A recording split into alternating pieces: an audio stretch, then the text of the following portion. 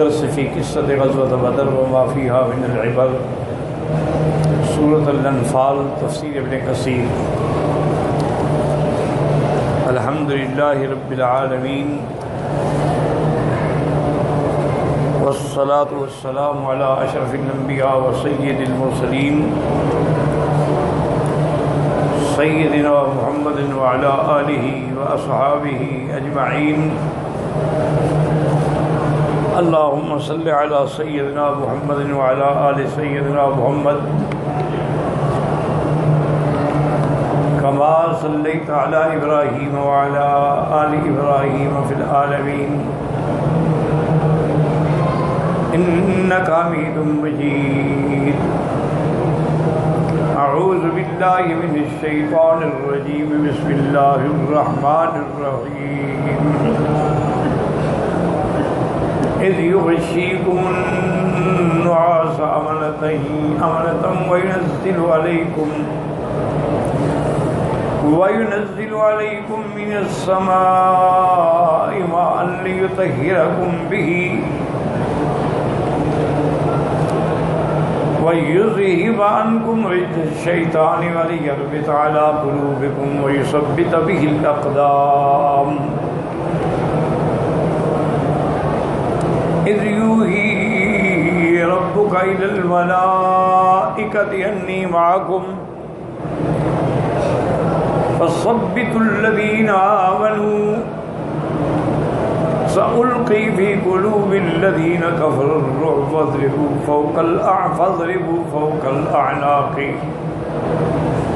فاضربوا فوق الأعناق واضربوا منهم كل بنان ذلك بأنهم شاقوا الله ورسوله ومن يشاقق الله ورسوله فإن الله شديد العقاب ذلكم فذوقوه وأن للكافرين عذاب النار. قال المؤلف والمفسر رحمه الله تعالى أدام النفع بعلومه وعلومكم في الدارين آمين إلى أن قال وقذا قال الأوفي ابن عباس إن المشركين من قريش لما خرجوا لينصروا العير وليقاتلوا أنها نزلوا على الماء يوم بدر فغلب المؤمنين عليه فأصاب المؤمنين الظمأ فجعلوا يصلين مجدبين محدثين حتى تعاطوا ذلك في صدورهم. اب مفسر رحمت اللہ علیہ فرماتی ہیں کہ مشرکین مکہ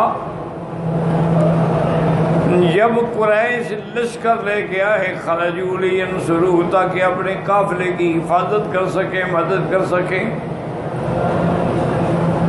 تو مقام بدر میں وہ اس جگہ پہ اترے جہاں پانی تھا تو اب مومنین پر وہ غالب آ گئے کہ پانی والا علاقہ ان کے قبضے میں آ گیا. فَأَصَابَ الْمُؤْمِنِينَ الظَّمَأَ اور مومنین کے پاس نہ پانی ہے نہ ان کا کوئی انتظام ہے انہیں بے انتہا پیاس حتیٰ کہ حالت جنابت میں اور بغیر وضو کے نمازیں پڑھنی پڑی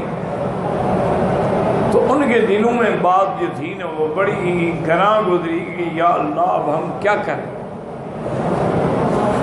فَأَنزَلَ اللَّهُ مِنَ السَّمَاءِ مَاءً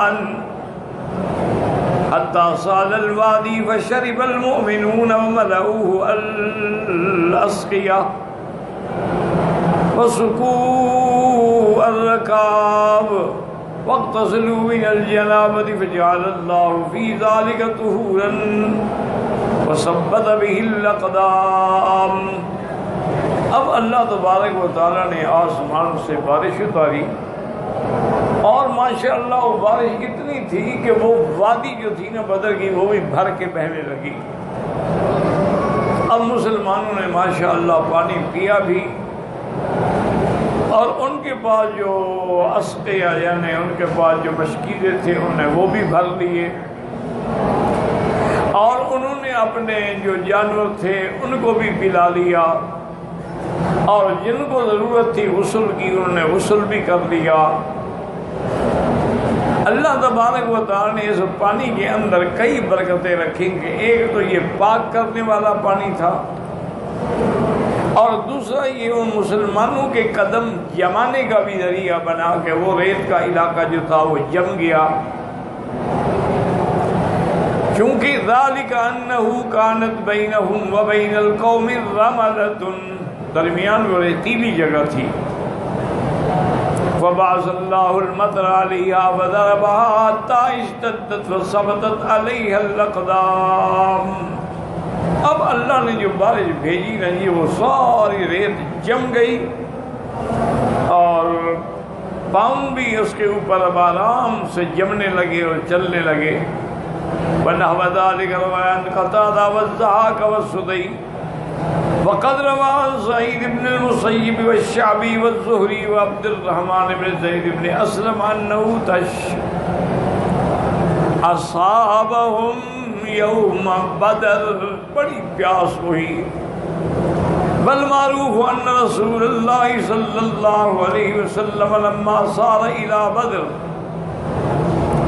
نزل على أدنى ماء هنالك أي أول ماء وحده،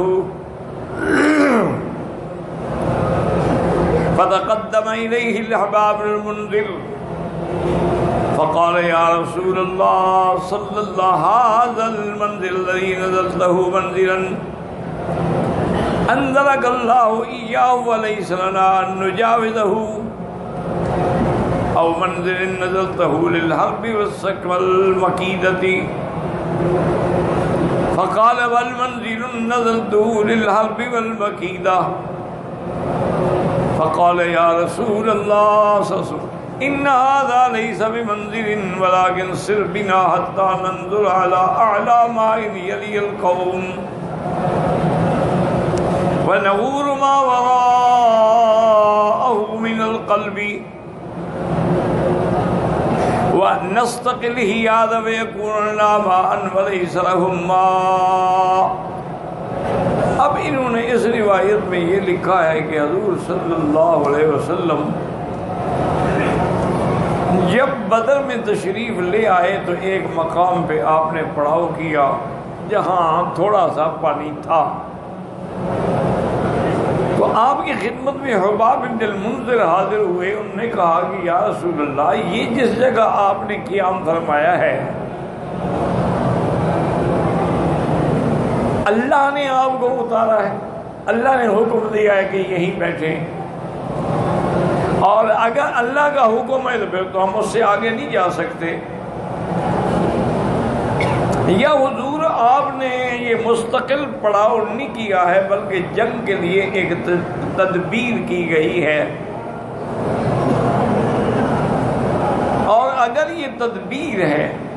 تو یا رسول اللہ ان ھذا لیس بمنزل، یہ مقام نہیں ہے جہاں ہم صحیح فائدہ اٹھا سکیں، بلکہ صرف بنا چلیں آپ آگے، حتیٰ ننظر علی ادنی ماء یلی القوم، ہم اس پانی پہ جا کے قیام کریں جو اس قوم کے لشکر کے قریب ہے، اور اسی طرح ہمیں یہ بھی موقع ملے گا کہ ان کے پیچھے سے ہم حملہ کر سکیں، اور ہم اپنے چھوٹے چھوٹے حوض بنا کے بھی بھر سکیں۔ نتیجہ یہ ہوگا کہ ہمارے پاس تو پانی ہوگا، ان کے لیے پانی نہیں ہوگا، پانی پہ ہمارا قبضہ ہو جائے گا۔ فصار رسول اللہ وفعل كذلك وهي وفي مغازي الانبياء ان الحباب لما قال ذلك نزل ملك من السماء۔ ایک روایت یہ بھی آئی ہے کہ جب حباب المنذر نے یہ تجاویز حضور کی خدمت میں رکھی تو نزل ملک من السماء، ایک فرشتہ آسمان سے اترا، وجبریل جالس عند رسول اللہ صلی اللہ علیہ وسلم، وكان ذلك الملك جب وہ فرشتہ اترا تو جبریل علیہ السلام حضور کے پاس بیٹھے ہوئے تھے، تو اس فرشتے نے آگے کہا کہ یا محمد ان ربک یقریک السلام ویقول لک ان الرأی ما اشار به الحباب ابن المنذر، کہ اس فرشتے نے آگے عرض کیا کہ یا رسول اللہ نے آپ پر سلام بھیجا ہے اور فرمایا کہ حباب ابن المنذر کی جو رائے ہے وہ ٹھیک ہے، اس کو آپ قبول کریں۔ فالتفت رسول اللہ صلی اللہ علیہ وسلم الی جبریل علیہ السلام وقال هل تعرف هذا، حضور نے جبریل علیہ السلام کی طرف دیکھا اور فرمایا کہ اس فرشتے کو تم پہچانتے ہو؟ فنظر الیہ وقال ما كل الملائکۃ تعرفهم وَإِنَّهُ مَلَكٌ وَلَيْسَ بِشَيْطَانٍ، تو جبریل نے کہا حضور میں سارے فرشتوں کو تو نہیں پہچانتا، لیکن یہ میں عرض کرتا ہوں کہ یہ اللہ کا فرشتہ ہے، شیطان نہیں ہے کہ وہ متمثل ہو کے آپ کو دھوکہ دینے کے لیے آیا ہو۔ وَأَحْسَنَ مَا فِي هَذَا مَا رَوَاهُ الْإِمَامُ محمد بن اسحاق بن یسار صاحب المغازی رحمہ اللہ۔ اب مفسر فرماتے ہیں کہ اس قصے میں سب سے بہتر روایات وہ ہیں جو محمد بن اسحاق جو ہے نا، یہ صاحب المغازی ہے، یعنی تاریخ میں اس کا بڑا مقام ہے اور خاص طور پہ غزوات میں بھی لکھنے میں مقام ہے۔ حدثنی یزید بن رومان عن عروۃ بن الزبیر قال باعث اللہ السماء وکان الوادی دہا فاصاب رسول اللہ واصحابہ ما لبد لهم الارض ولم يمنعهم من المسیر واصحاب قریش ما لم يقدروا على ان يرحلوا معه۔ اللہ نے آسمان سے پانی جو بھیجا نا جی، تو بارش کا نتیجہ، چونکہ وہ تو بالکل ریتیلا علاقہ تھا، لیکن بارش آنے کی وجہ سے الحمدللہ وہ علاقہ جم گیا اور مسلمانوں کے لیے بہت ہی بڑا فائدہ ہوا۔ اب قریش کے لیے مشکل ہو گئی، کیونکہ یہ تو ریت کا علاقہ تھا، جمنے کے بعد بہتر ہو گیا، وہ پکا علاقہ تھا تو وہاں کیچڑ ہو گئی، وہاں چلنا مشکل ہو گیا۔ وقال مجاہد انزل اللہ علیہم المطر قبل النعاس، اللہ نے پہلے بارش بھیجی، فأطفأ بالمطر الغبار وتلبدت به الارض، بارش آنے تھے، وہ جو مٹی تھی اور غبار تھا وہ سب ختم ہو گیا اور زمین جو تھی وہ بھی جم گئی۔ وطابت نفوسهم، مسلمانوں کو بڑی خوشی حاصل ہوئی، سبت به الاقدام، ان کے پاؤں اب زمین پہ جم گئے۔ وقال ابن جریر حدثنا هارون بن اسحاق قال حدثنا مصعب بن المقدام قال حدثنا اسرائیل قال حدثنا ابو اسحاق عن جاریۃ عن علی رضی اللہ تعالی عنہ قال اصابنا من المطر یعنی اللیلۃ التي كان في سبیحۃ وقعت بدر۔ حضرت علی فرماتے ہیں کہ اس رات ایسی بارش کا طوفان آیا، یہ اس رات کی بات ہے کہ صبح کو پھر وہ میدان بدر میں جنگ تھی۔ فانطلقنا تحت الشجرۃ، حتیٰ کہ ہم درختوں کے نیچے، جو وہاں درخت تھے ان کے نیچے آ گئے۔ والحجف نستظل بہ، اور ہم نے اپنی ڈھالیں اوپر کر لی تاکہ ان سے اپنے آپ کو بارش سے بچا سکیں۔ وبعد رسول اللہ صلی اللہ علیہ وسلم حرض علی القتال، حضور پاک نے بھی وہاں رات مبارک گزاری اور صحابہ کو قتال کے لیے اور جہاد کے لیے ابھارتے رہے۔ اب اللہ فرماتی ہے یطہرکم بہ وَيُذْهِبَ عَنْكُمْ رِجْزَ الشَّيْطَانِ، ایک تو اللہ نے فرمایا کہ اس پانی سے ہم نے آپ لوگوں کو پاک کر دیا، یعنی من حدث اصغر انه اکبر وهو التطہیر الظاہر، کہ جس کو وضو نہیں تھا یا جس کو غسل کی ضرورت تھی، اللہ نے پانی اتار کے اس کی ظاہری پاکی کا انتظام کر دیا۔ وَيُذْهِبَ عَنْكُمْ عنكم رجز الشيطان أي من وسوسة أو خاطر سيء وهو تطهير الباطن. اللہ نے ظاہری صفائی کا انتظام پانی سے کر دیا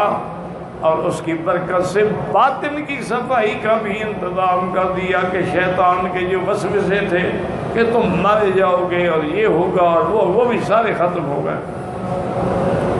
تو مسلمانوں کو ظاہری اور باطنی پاکی حاصل ہوئی. کما قال تعالی فی حق اہل الجنہ علیہم ثیاب سندس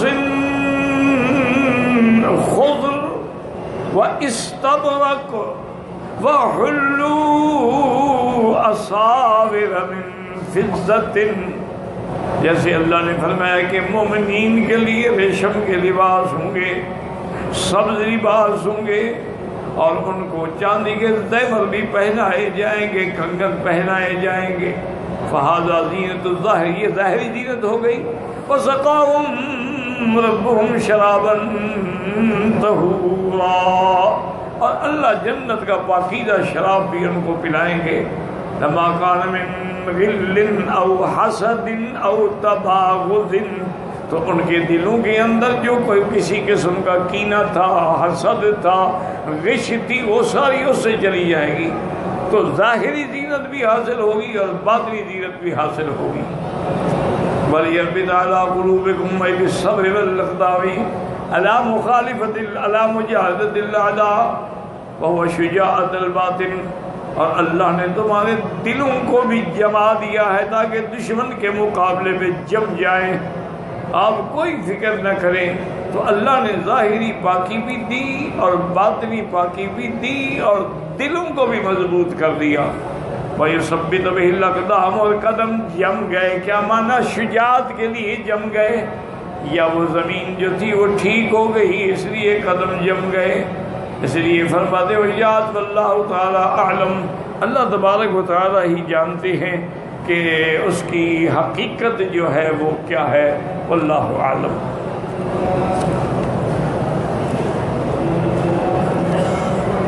اللہم صلی علی سیدنا محمد وعلی آل سیدنا محمد وبارک وسلم علیہ.